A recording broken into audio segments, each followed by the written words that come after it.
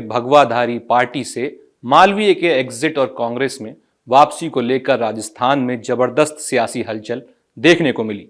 बड़ा सवाल यह है कि मालवीय के आने और जाने से बीजेपी और कांग्रेस के ऐसा क्या बदल जाएगा जिसे लेकर इतना बवाल मचा हुआ है।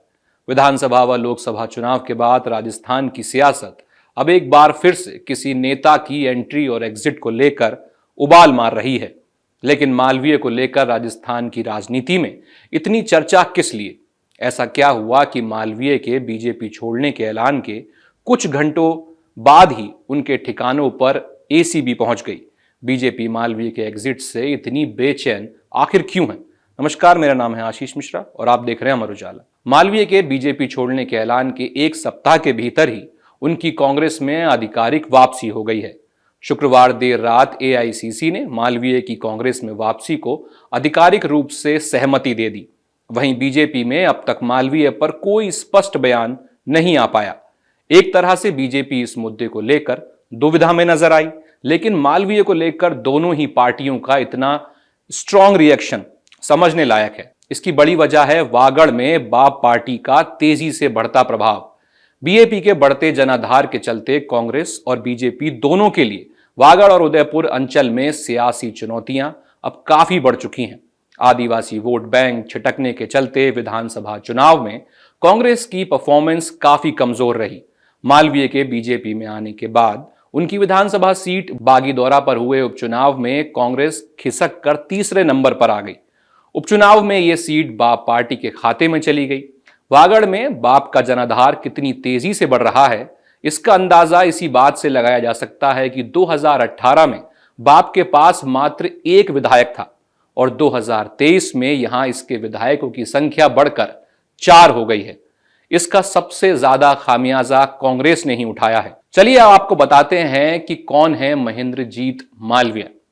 महेंद्रजीत सिंह मालवीय ने 1998 में कांग्रेस के टिकट पर बांसवाड़ा लोकसभा सीट से चुनाव जीतकर सांसद का पद संभाला था। इसके बाद 2008 में उन्होंने बागीदौरा विधानसभा सीट से चुनाव लड़ा, लेकिन वो हार गए। इसके बाद हुए 4 चुनावों में उन्होंने लगातार जीत हासिल की और बागीदौरा से 4 बार विधायक बने। चौथी बार विधायक बनने के 3 महीने बाद ही उन्होंने कांग्रेस छोड़कर भाजपा में शामिल हो गए और अपने विधायक पद से इस्तीफा दे दिया। मार्च 2024 में भाजपा में शामिल होने के बाद उन्हें डूंगरपुर बांसवाड़ा लोकसभा सीट से चुनाव लड़ाया गया।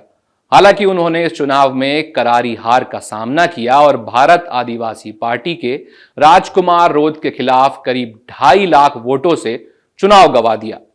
अब बात करते हैं कि आखिर बीजेपी मालवीय को छोड़ना क्यों नहीं चाहती। दरअसल बीजेपी को मालवीय के एग्जिट से नुकसान होगा। मालवीय अपने आप में एक बड़ा नाम है। कांग्रेस ने वर्षों तक मालवीय के भरोसे वागड़ में काम किया है। मालवीय के जाने के बाद कांग्रेस ने वहां नई लीडरशिप पर काम तो किया, लेकिन वैसी मजबूती नहीं मिल पाई। लेकिन बीजेपी ने क्यों मालवीय को खोया? अगर देखा जाए तो इसकी एक वजह यह भी है कि बीजेपी की लोकल लीडरशिप मालवीय को एक्सेप्ट नहीं कर पाई। इस वजह से मालवीय बीजेपी में कभी एडजस्ट ही नहीं कर पाए। बीजेपी एक तरह से मालवीय को लेकर दुविधा में ही नजर आई।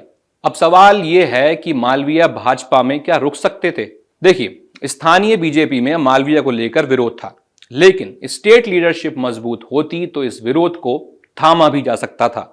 वसुंधरा राजे अगर यहां सीएम होती तो शायद मालवीय को बीजेपी छोड़कर नहीं जाने देती। राजनीति में जब भी खेमा बदला जाता है तो एक वाक्य जरूर बोला जाता है कि दम घुट रहा था, लेकिन यहां मालवीय वाकई में ही उपेक्षा का शिकार थे। कांग्रेस के कार्यक्रमों में जहां वे मोर्चे में सबसे आगे नजर आते थे, वहीं बीजेपी में 5वीं 6ठी कतार में जाकर उन्हें जगह मिलती थी। फिर एक बात और है कि राजस्थान में हर 5 साल में सत्ता परिवर्तन का रिवाज है। उन्होंने ये भी सोचा होगा कि 2 साल बीजेपी में निकल गए, अब कांग्रेस में आएंगे तो हो सकता है कि सरकार बने तो कुछ बड़ी जिम्मेदारी मिल जाए। वैसे भी बीजेपी में उन्हें 2 मौके मिले और वो दोनों बार फेल साबित हुए, इसलिए बीजेपी में उनके लिए ज्यादा कुछ अब बचा भी नहीं था। आपके राज्य की खबरें, आपके शहर की खबरें सबसे पहले जानने के लिए देखते रहें अमर उजाला। चैनल को सब्सक्राइब जरूर कर लें और पाएं हर अपडेट।